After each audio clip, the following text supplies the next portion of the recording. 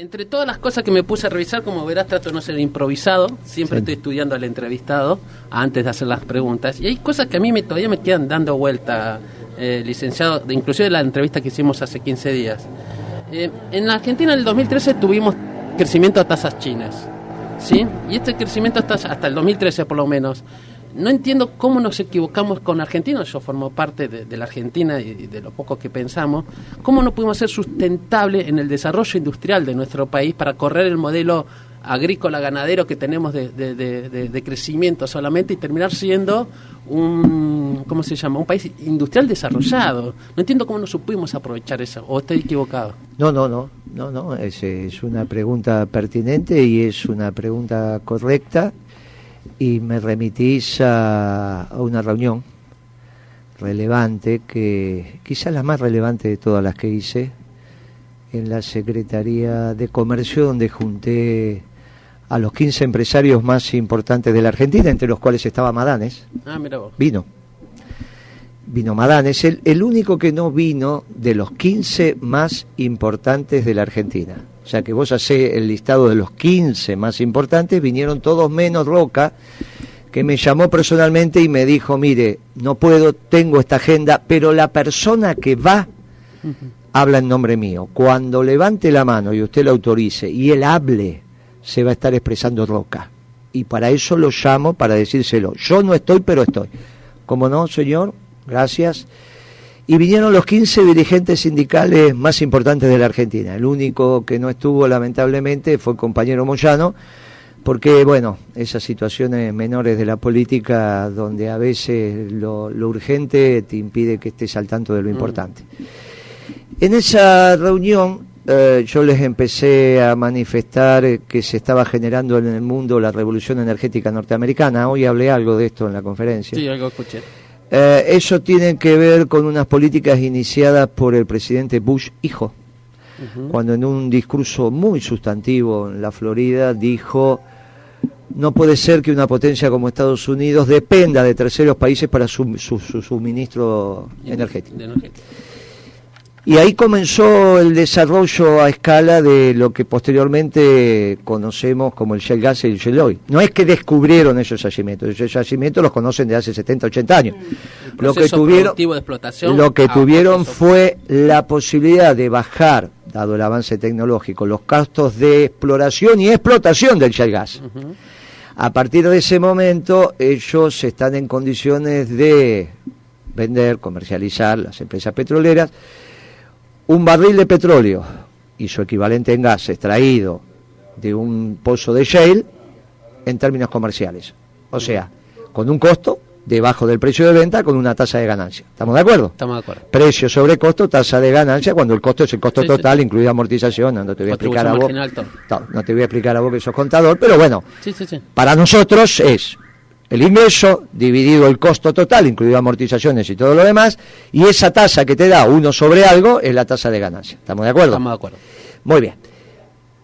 Estados Unidos tenía ese combustible, pero no lo podía sacar. Lo sacó. A partir de que lo saca, y como ahora ya te están diciendo casi todos los medios del mundo, se va a transformar en el primer exportador mundial primer productor mundial de combustible y uno de los principales exportadores. ¿Por qué va a ser el principal productor y no el principal exportador? Porque lo usa. A diferencia de Arabia Saudita, utiliza el combustible en su propio aparato productivo. Correcto. Mirá que cada pregunta que haces, si voy a hacer esta respuesta, más de una me parece que no vamos, pero me parece que vale la pena. No, porque hay que orientar a la audiencia. Por lo tanto, me parece que vale la pena. Arabia Saudita no va a ser el principal productor. Ya lo es Rusia, pero es el principal exportador porque no lo usa. Correcto. Utilizar o no utilizar la energía que vos tenés depende de la densidad de tu aparato productivo y sobre todo de lo industrial. Muy bien. Entonces Estados Unidos va a superar a Rusia como productor, para el 20 están hablando, o sea, dentro de 2 años. Y no va a ser el principal exportador porque lo utiliza, pero va a ser uno de los principales exportadores. Para esa misma época, el señor Galucho, con el cual yo soy muy crítico por el plan de negocios que hizo de YPF, estamos hablando del presidente de la principal compañía de la Argentina, puesto por mi gobierno. Elegido por ustedes. Por eso, puesto por mi gobierno. O sea que no es que uno dice, pero qué autocrítica, y la pucha. Si yo te estoy diciendo que nos equivocamos en la elección del principal presidente de la compañía argentina, porque la empresa más grande es YPF, la que más factura, y que hizo un plan de negocios horrible, en ese plan de negocios horrible, él arregló con Chevron que para explorar y explotar el gas en Vaca Muerta, le iba a honrar a Chevron el $7,50 millón de BTU. Millón de BTU es la unidad de medida.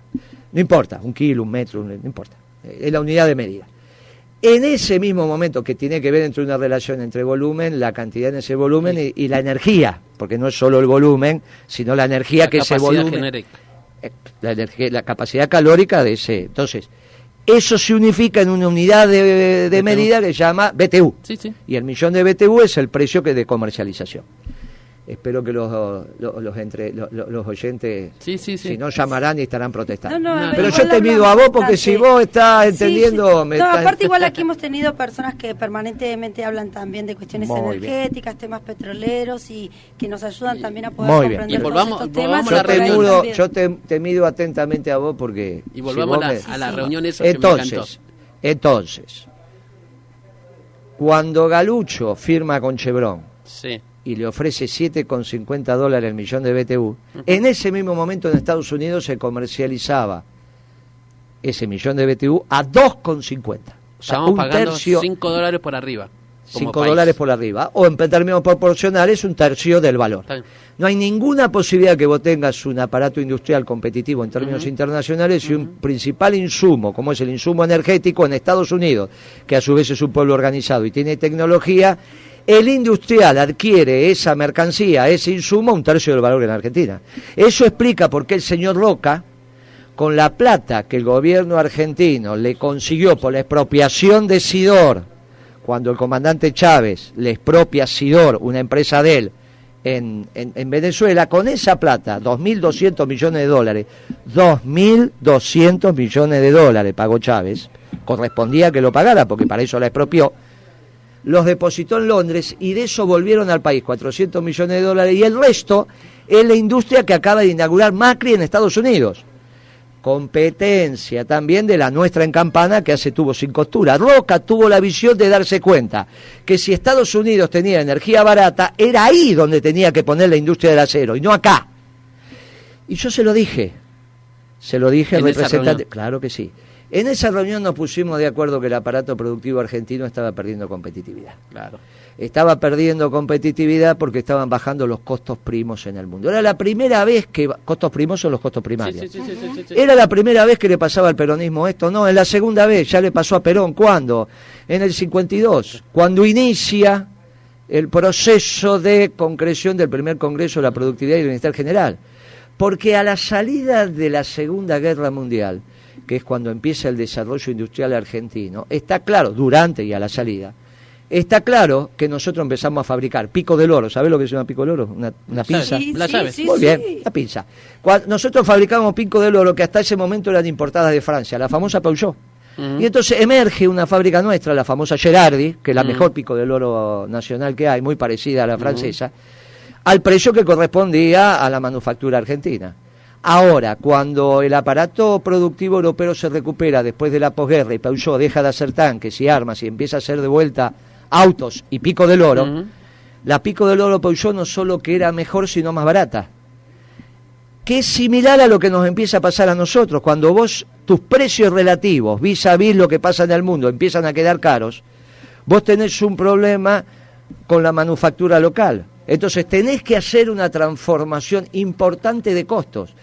Y por eso nosotros queríamos hacer el segundo Congreso de la Productividad y Bienestar General, y para eso junté a los 15 dirigentes sindicales más importantes y a los 15 dirigentes o dueños de empresas más importantes, y entre todos tenemos que bajar los costos. Lamentablemente las circunstancias políticas no nos dieron, y por eso yo les dije, mire que la Administración de Comercio Exterior que estoy haciendo ahora, que había empezado en febrero de ese año, y esta reunión es noviembre-diciembre de ese año, o sea, esta administración que estoy haciendo no es para siempre, porque uno no va a pensar que va a administrar la economía y vas a desarrollar tu economía con la Administración de Comercio Interior y Exterior. Estas son medidas de urgencia que se implementan. ¿Y por qué las tuvimos que empezar a hacer?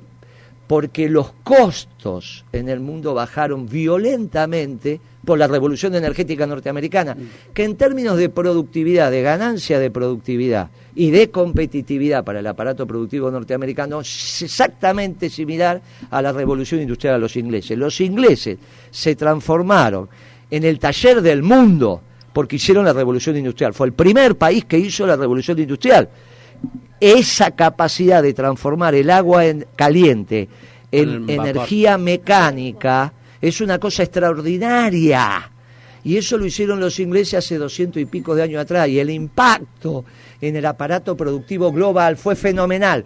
Lo mismo que está pasando ahora en el mundo con la revolución energética norteamericana. Lo que pasa es que vos la revolución industrial la estudiaste, sos canchera, la leíste un montón de veces, y de esto que yo te estoy hablando me mirás con los ojos como el 2 de oro porque no se habla. A pesar de que vos tenés una industria que es energointensiva como el aluminio.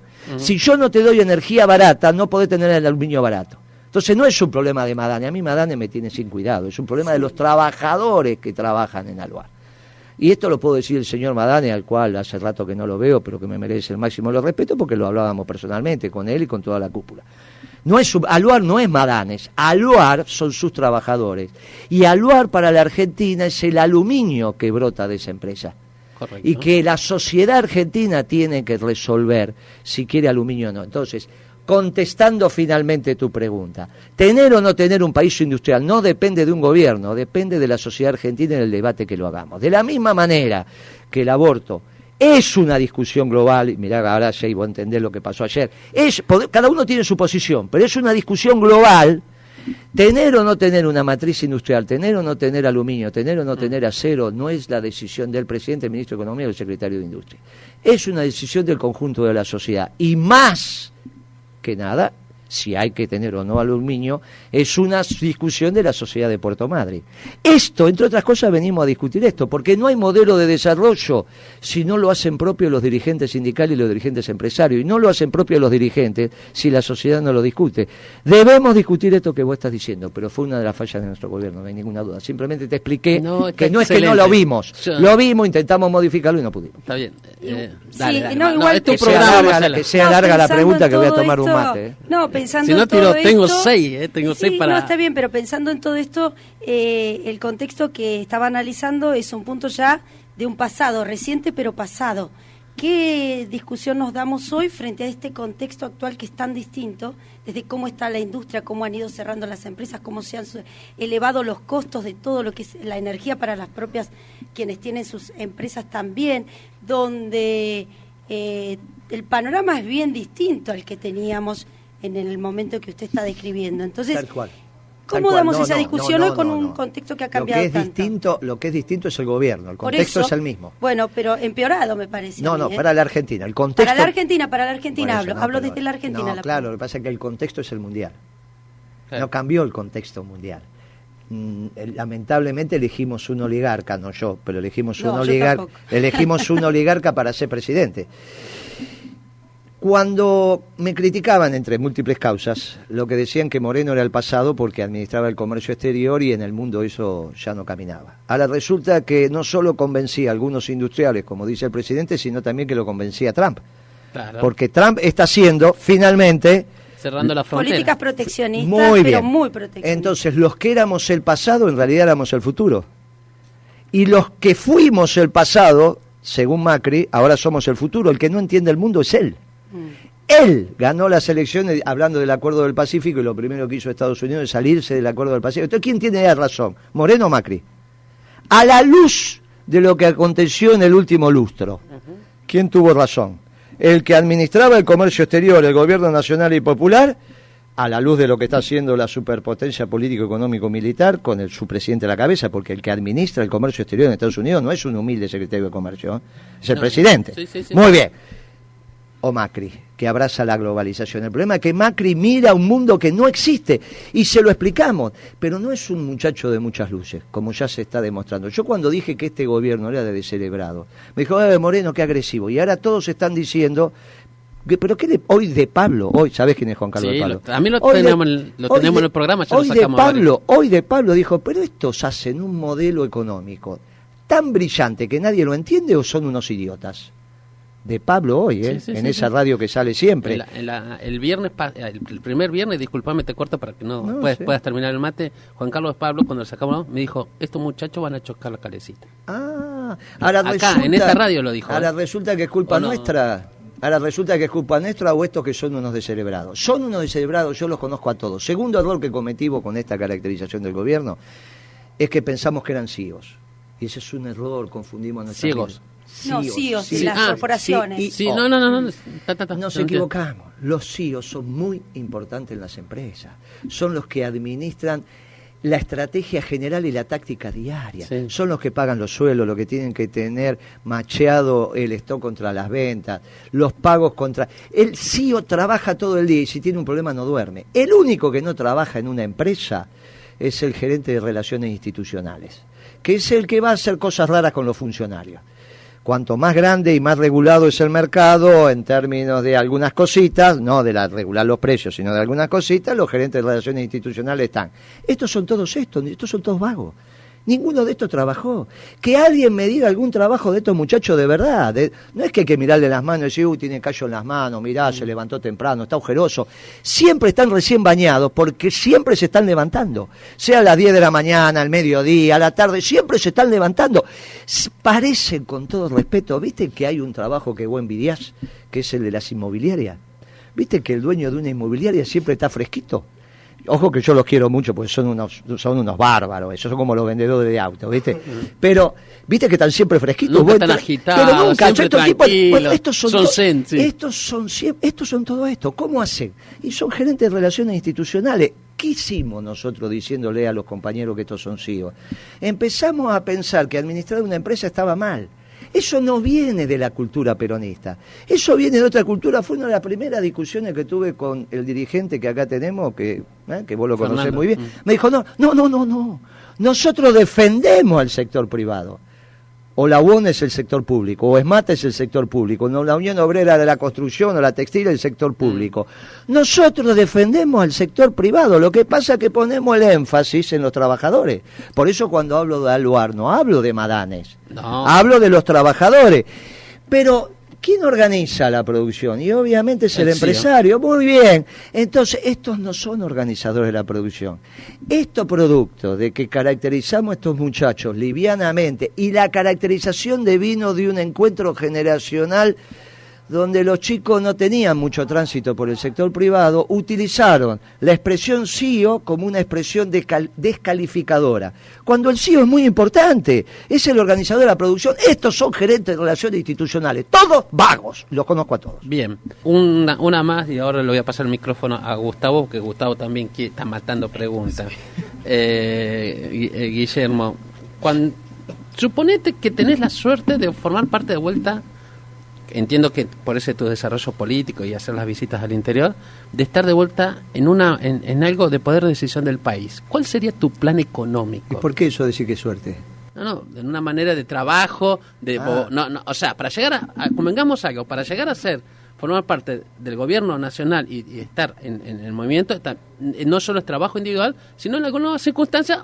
Pero es un poquito suerte, el trabajo. Perdóname, pero no importa. Pero si yo te digo que esto es una vocación de servicio. Está bien. Está bien. Es como que vos le dijera, no me voy a comparar, pero alguien que llega a obispo, le decís, qué suerte llegó obispo. Bueno. Es una vocación de trabajo. No la deseo, ¿no? No la deseo. Repregunta. Sí. ¿Cuál sería tu plan o tus 3 o 4 medidas económicas que vos aconsejarías al ministro de Economía del gobierno del cual vos ayudaste a que llegue al gobierno? ¿Llegamos al 19 o tiene razón de Pablo que choca en la calecita? La decisión es suya, jefe. Bien, entonces tiene que haber 2 instancias distintas. Correcto. Si de Pablo tiene razón, o Melconiano, todos los economistas de ellos, que no somos nosotros, son los de ellos. Yo al contrario, me enojé con este juez de la Corte, ¿cómo se llama Zaffaroni? Sí. Porque en vez de quedarse en la Corte hablando lo que sabe, que es derecho, se puso a hablar de economía y de verlo pavadas. Y me enojé con Zaffaroni, porque no tiene idea Zaffaroni. Cuando dice, yo quiero que no termine, no sabe, es una declaración idiota que no tiene envergadura de lo que está pasando. Por eso digo que el fin de este experimento económico, que está terminado, no tiene que colapsar el hecho institucional. Y tenemos todos juntos, fundamentalmente el oficialismo y la oposición. Llegar al 2019. Por eso me gustó el Macri, fíjate lo que te voy a decir, me gustó el Macri del Congreso. No el Macri que se pone agresivo, porque en el Macri del Congreso, el último discurso, tiró la pelota afuera. Empezó a hablar del sexo de Los Ángeles, las placitas. No quiere ninguna jugada maestra, ya se rindió. Ese Macri que se quiere, el que está rendido, no el del 28 de diciembre del año pasado, donde hacen esa conferencia de prensa ridícula. Y lo que está mal, lo empeoran. Ya estamos tan mal que lo que tenemos que evitar es el colapso institucional. Bueno, muy bien. Si De Pablo tiene razón y estos muchachos chocan la calecita, entonces lo que tiene que haber es un programa económico de contingencia. Ese programa lo escribí con 2 colegas y lo publiqué en Infobae, no en otro diario, en Infobae, que no es un diario, es un medio electrónico, el 8 de diciembre. Porque le pedí a la Virgen que no sea necesario aplicarlo, pero que si hay que aplicarlo, nos ponga el manto protector. No es la primera vez que la Virgen nos va a poner su manto protector como pueblo. Somos un pueblo muy difícil. O sea que cada tanto necesitamos que la Virgen nos ponga el manto protector. Por eso lo publiqué el 8 de diciembre. Ya lo voy a bajar. Y fue la nota más leída durante todo un día, pero porque lo hice el 8 de diciembre. El plan de contingencia. Plan económico de contingencia. Plan económico de contingencia. Porque obviamente, ante una disrupción institucional, es una locura. El peronismo, así como el ejército se prepara para la guerra y no desea la guerra, la oposición tiene que estar preparada para una contingencia aunque no desee la contingencia. Si De Pablo no tiene razón, Dios quiera que sea así. Que sea así. De Pablo no tiene razón. Y nosotros llegamos al 2019, lo importante es que los dirigentes sindicales y los dirigentes empresarios hagan propio el modelo de desarrollo. Con lo cual, la propuesta, esto no depende de un equipito de gobierno de 20 jóvenes y mujeres que salgan de la universidad y tengan brillantes ideas. Eso es una estupidez. Así no se gobierna. Está bien, no se gobierna con esto. Se gobierna cuando la sociedad hace propio las políticas definitivas. Entonces, un modelo de desarrollo solamente se puede implementar como tal cuando todos los actores económicos lo hagan propio. Para eso tenemos que construir el ámbito. ¿Y el ámbito cuál es? El segundo Congreso de la Productividad y Bienestar General, que es donde nos tenemos que encontrar los empresarios y los dirigentes sindicales a discutir cómo bajamos costos. Yo digo, estamos en Puerto Madryn. ¿Tengo que tener el aluminio a precio internacional de venta? Sí, tengo que tener el aluminio a precio internacional de venta. ¿Cómo resuelvo esto con los costos sin perjudicar a los trabajadores? Porque no es un problema. Nadie va a pensar que en la tonelada de aluminio el problema es el costo. Bueno, ese es el mensaje que están tirando. Eso es una estupidez. Eso es porque la ponderación económica. No saben nada. Porque no saben nada. Vos imaginate que en la tonelada de aluminio el costo de la mano de obra es despreciable. Ahora, el costo... Mucho menos. El costo fundamental, aparte de la lumina importada y demás, es la energía. Entonces vos tenés que jugar con el precio de la energía hasta que tengas un aluminio en términos competitivos a la razón internacional. ¿Lo vas a conseguir en los primeros 10 días? No. Ese es un proceso que va llevando, por eso inmediatamente vos vas a administrar el comercio exterior. Cuando vos administrás el comercio exterior, rápidamente ponés en valor todas las compañías. Pero tenés que ir trabajando al tema de fondo. Y el tema de fondo no es el que surge de 4 cabezas. El tema de fondo es el que surge del consenso colectivo. En un ambiente donde todos discutimos costo y precio y tasa de ganancia y retribución de los factores de producción, entre ellos el más importante, que es la mano de obra. Ahí es donde emerge una discusión central. ¿Qué rol cumple la oligarquía en esto? ¿Qué rol cumplen los dueños de la tierra donde se hacen los alimentos que vos consumís? No el que tiene 10.000 hectáreas en la Patagonia, ese no es oligarca. No es la definición de oligarquía. La definición de oligarquía es aquel que tiene grandes extensiones de tierra, la alquila y se hace la comida que vos consumís. ¿Dónde están esos? La pampa húmeda. No están en Mendoza, no están en San Juan, no están en Chubut, no están en Río Negro, no están... Están ahí nomás de la capital federal, pero cumplen un rol fundamental. Porque esa renta que se llevan sin trabajar es la que me aumenta el precio de la comida. Vos que me estás mirando con ojo de decir yo no entiendo, te explico. Cuando yo llegué al gobierno, la hectárea en la zona núcleo estaba a $3.000 y un chacarero va a la alquila y el oligarca se las alquila en función del valor que tiene la hectárea. El 0,5% de $3.000, ¿estamos de acuerdo? Ahora, nosotros hicimos un gobierno extraordinario y ¿sabés cuánto valía esa hectárea cuando me fui? $20.000. ¿Vos conocés algo que haya pasado de $3.000 a $20.000? Bueno, pero el gorila el oligarca seguía cobrando el 0,5%, pero ahora de $20.000. El chacarero que la alquila para pagar ese alquiler de masa, ¿a dónde lo traslada? Al precio de venta, ¿viste por qué te aumentaba la comida? Y ahí recreamos la Secretaría de Comercio.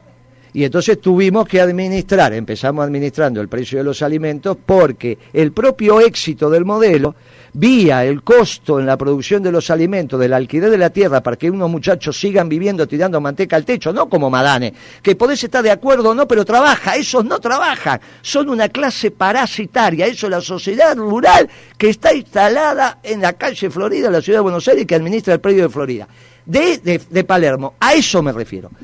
Esos muchachos tenemos que ver qué van a entregar para que la comida esté barata. Porque una de las cosas que yo necesito es que el pueblo esté bien alimentado. Y para eso necesito la comida razonablemente barata. Y después me tengo que poner de acuerdo a qué precio voy a tener la energía. Que le sirva también a los petroleros y a los trabajos petroleros, pero que me permita tener un entramado industrial.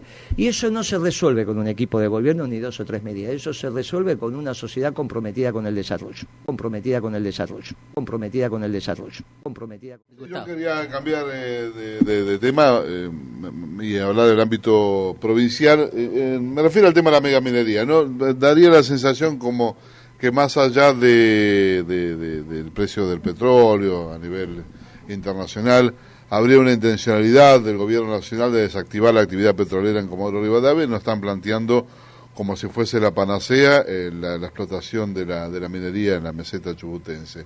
¿Esto es así? ¿Qué opinión tienen al respecto?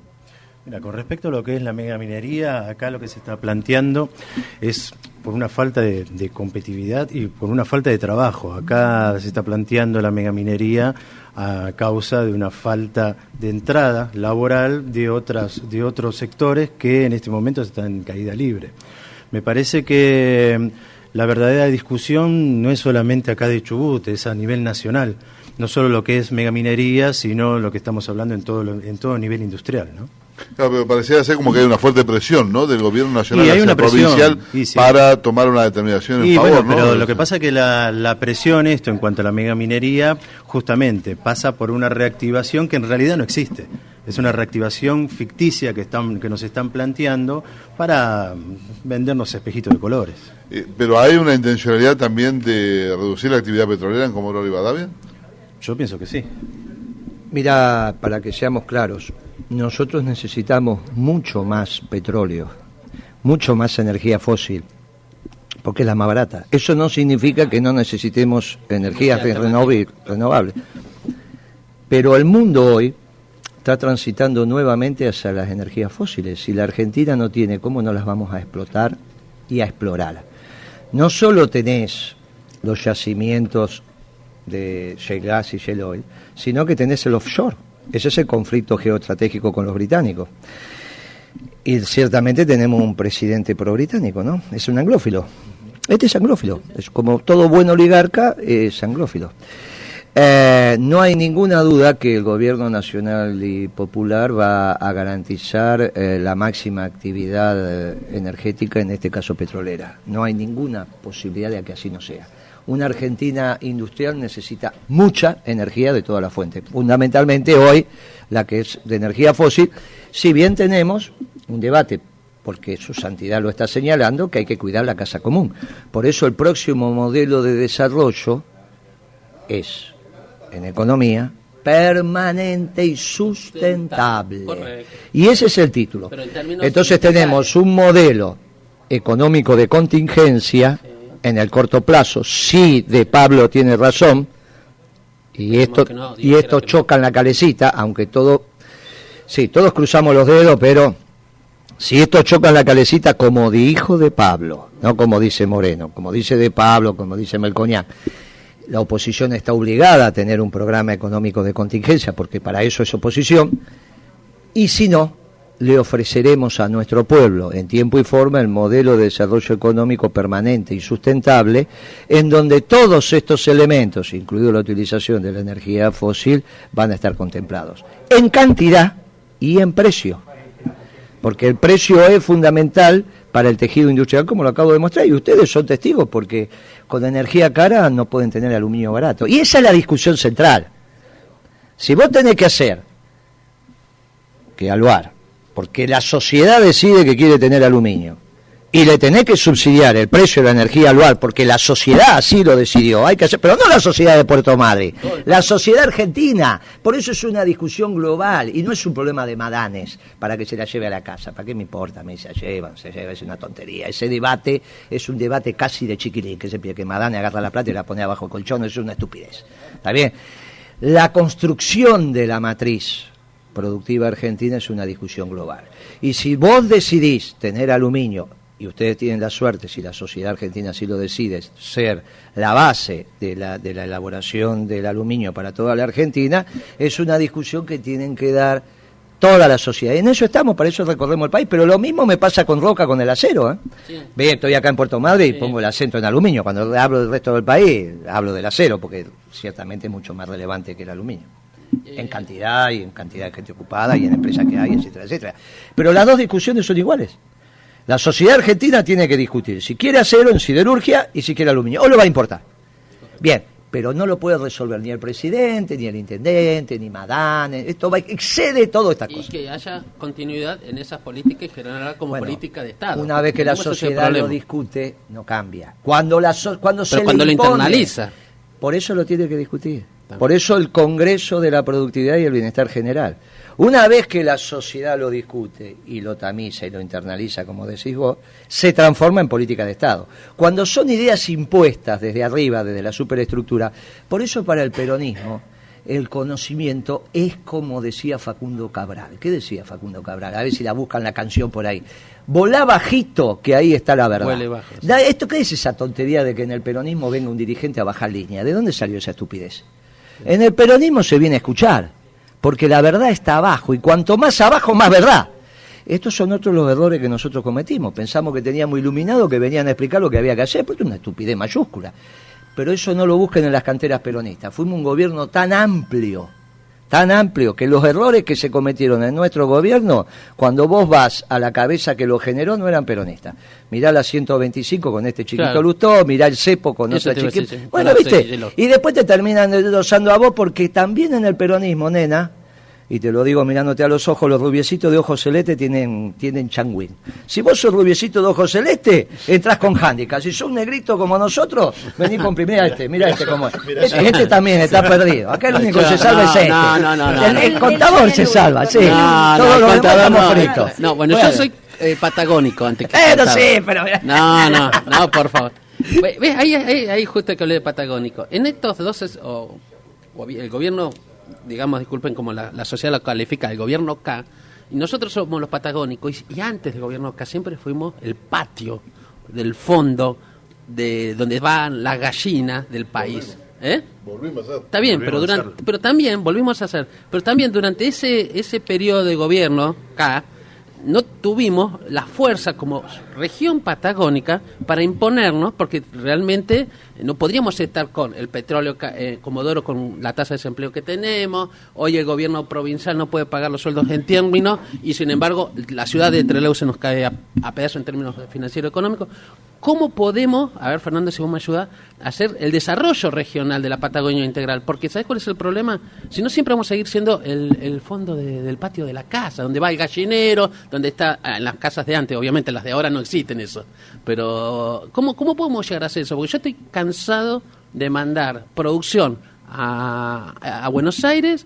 Ahí, vos sabés el cuento del día que la Patagonia se independiza. Usted lo conoce, Moreno, supongo yo.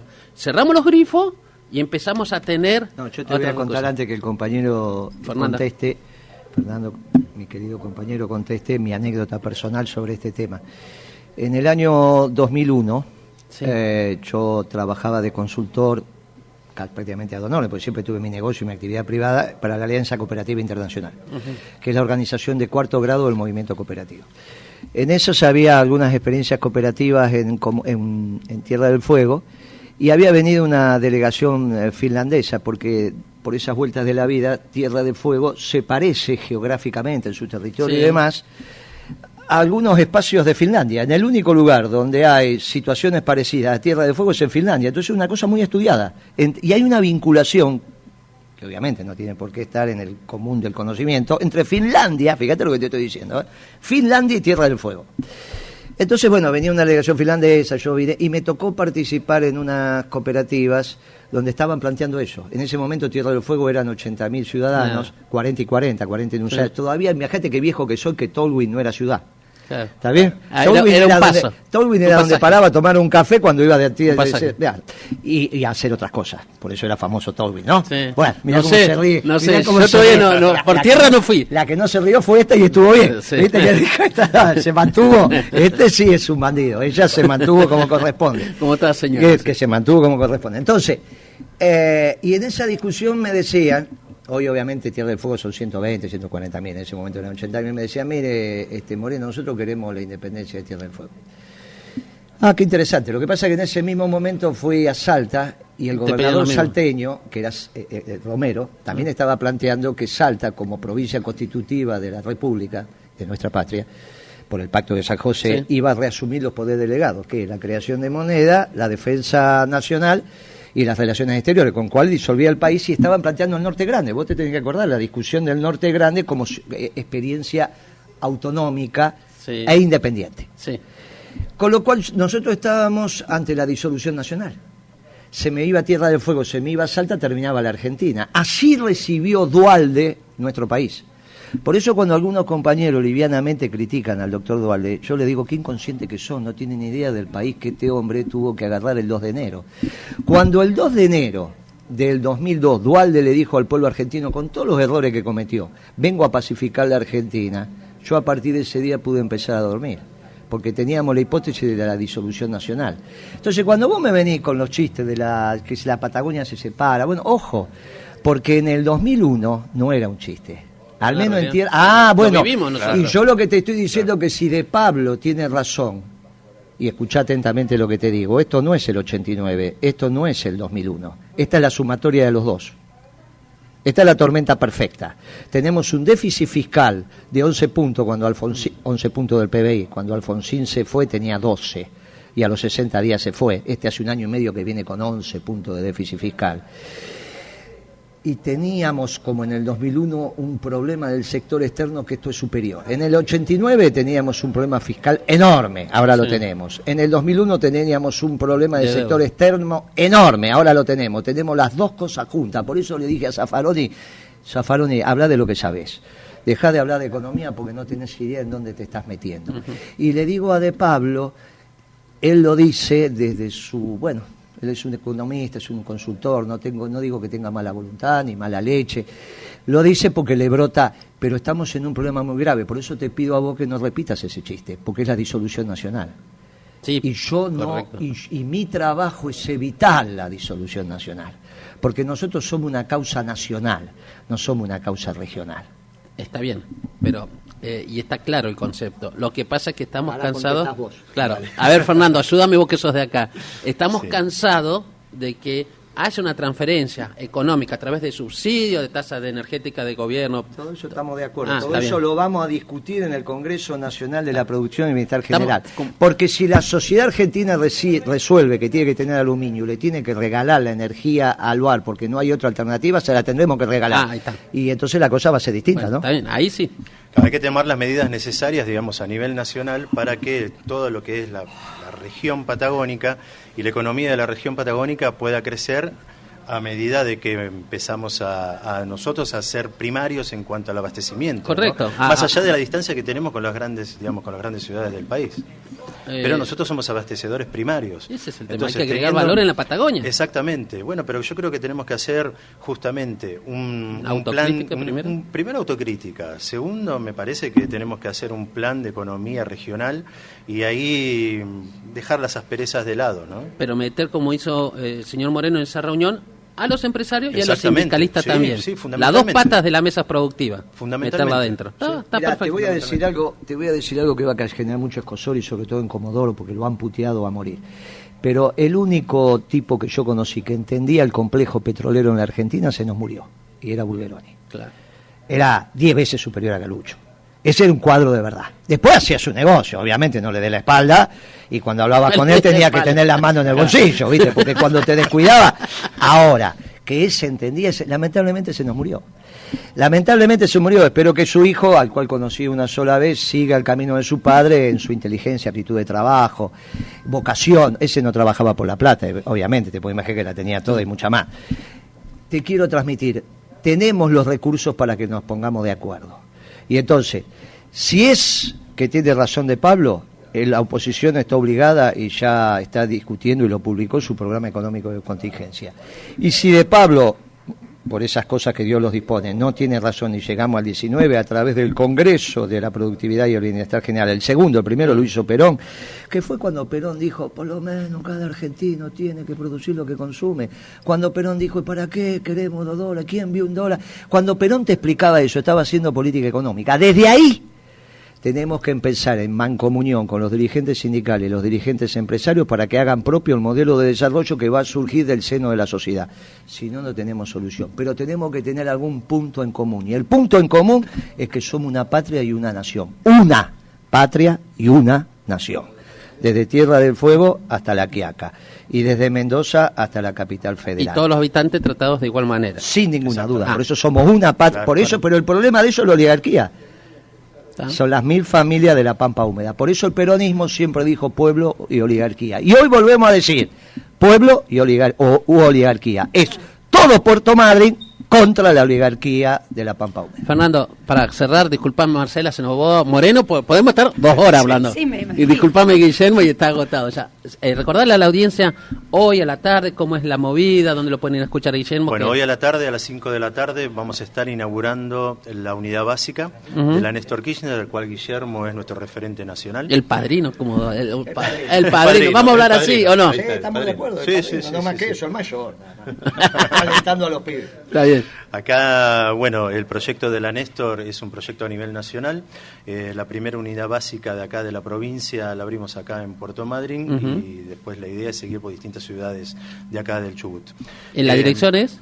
Hipólito Yrigoyen 518. ¿Y después?